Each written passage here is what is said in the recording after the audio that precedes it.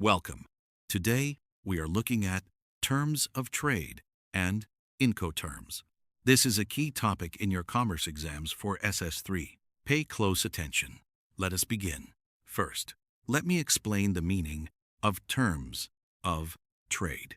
Terms of trade refer to the conditions under which trade takes place between buyers and sellers.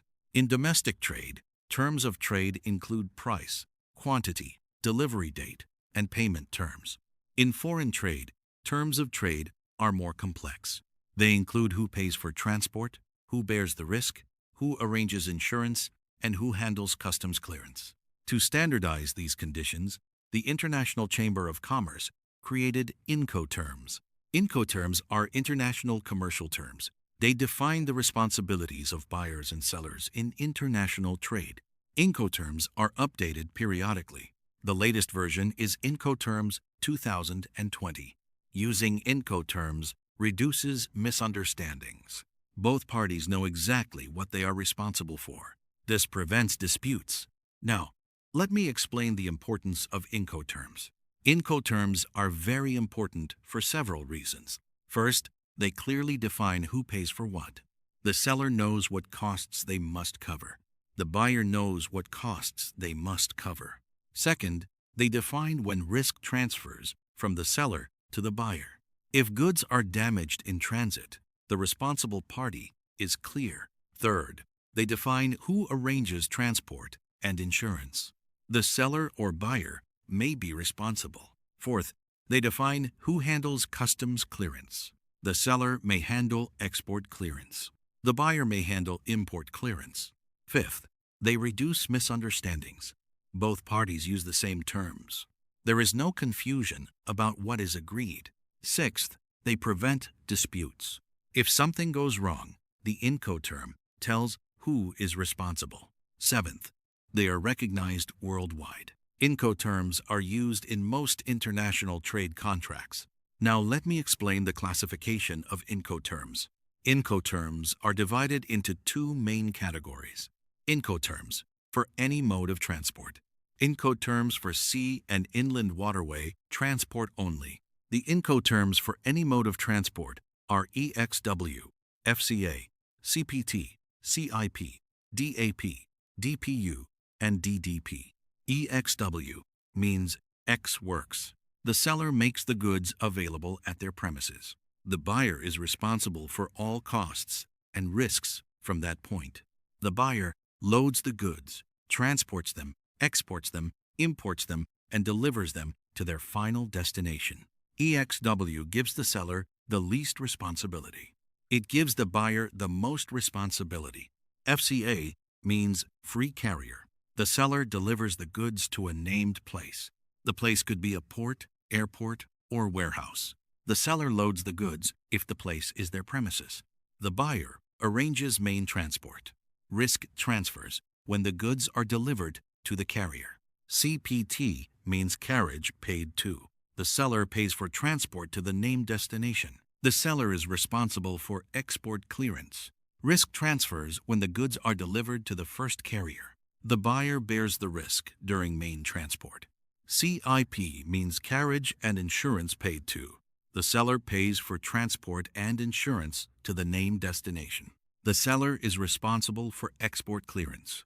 Risk transfers when the goods are delivered to the first carrier. The seller must buy insurance. DAP means delivered at place. The seller delivers the goods to a named place. The seller is responsible for all costs and risks up to that place. The buyer is responsible for unloading and import clearance. DPU means delivered at place unloaded. The seller delivers the goods and unloads them at the named place. The seller is responsible for all costs and risks up to that point. DDP means delivered duty paid. The seller delivers the goods to the buyer's premises. The seller pays for everything. This includes transport, insurance, export clearance, import clearance, and duties. DDP gives the seller the most responsibility. It gives the buyer the least responsibility. Now let me explain the Incoterms for sea and inland waterway transport. These are FAS, FOB, CFR, CIF, and EXW when used for sea transport. EXW is not sea-specific. FAS means free alongside ship. The seller delivers the goods alongside the ship at the named port of shipment. The buyer is responsible for loading the goods onto the ship. Risk transfers when the goods are alongside the ship. FOB means free on board. The seller delivers the goods onto the ship at the named port of shipment. Risk transfers when the goods are on board the ship. The buyer pays for main transport and insurance. CFR means cost and freight. The seller pays for transport to the named port of destination. Risk transfers when the goods are on board the ship at the port of shipment. The buyer bears the risk during main transport. CIF means cost, insurance, and freight. The seller pays for transport and insurance to the named port of destination. Risk transfers when the goods are on board the ship at the port of shipment. The seller must buy insurance. Now, let me explain the key differences between the most common Incoterms. EXW gives the seller the least responsibility. The buyer does everything.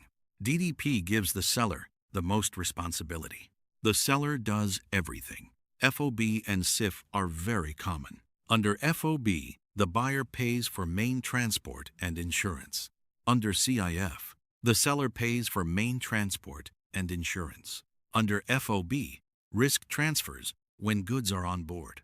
Under CIF, risk also transfers when goods are on board. The difference is who pays. Under FOB, the buyer arranges and pays for shipping.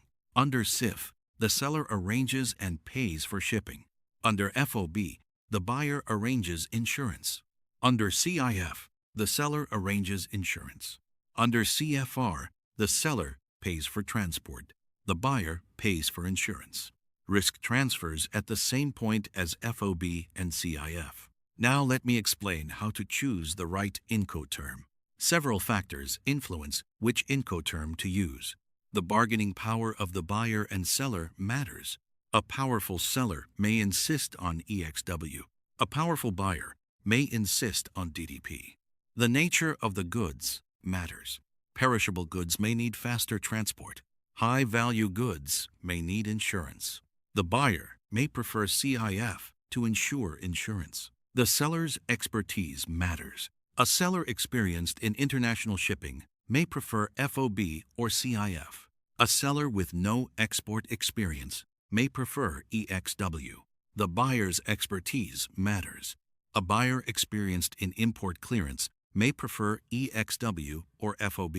A buyer with no import experience may prefer DDP. The cost matters. The parties will choose the cheapest option overall. The risk matters. The parties will try to transfer risk to the other party. The legal requirements matter. Some countries have rules about which Incoterms can be used. Now, let me explain the relationship between Incoterms and payment terms.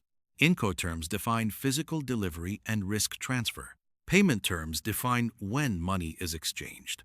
They are separate but related. Common payment terms include advance payment, open account, documentary collection, and letter of credit. Under advance payment, the buyer pays before shipment. The seller has low risk.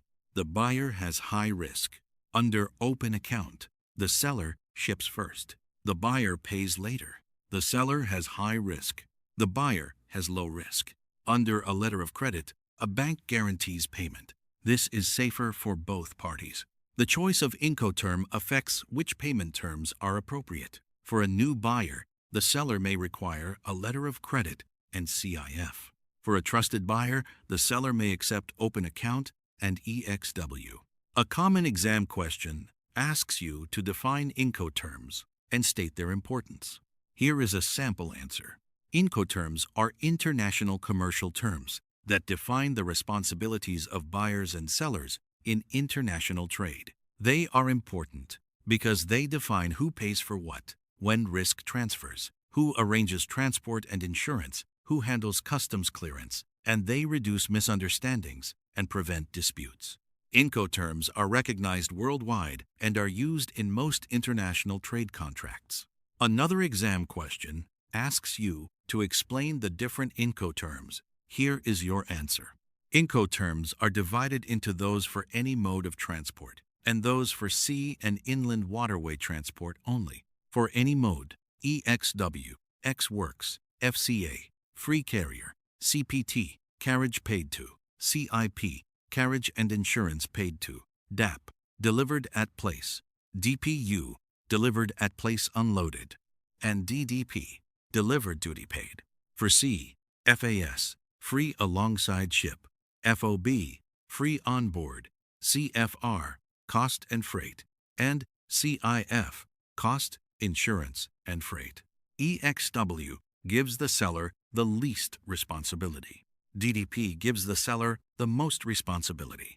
FOB and CIF are the most common. Another exam question asks you to compare FOB and CIF. Here is your answer.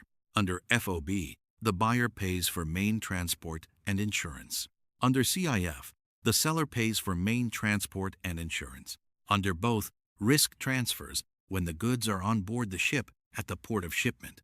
Under FOB, the buyer arranges and pays for shipping. Under CIF, the seller arranges and pays for shipping. Under FOB, the buyer arranges insurance. Under CIF, the seller arranges insurance. FOB is often used when the buyer has better shipping arrangements.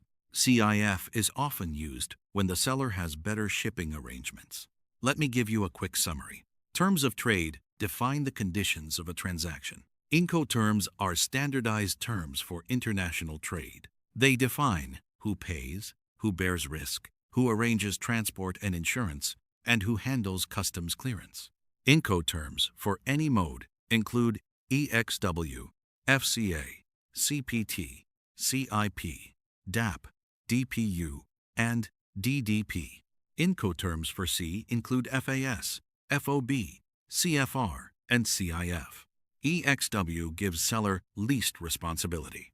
DDP gives seller most responsibility. FOB and CIF are most common.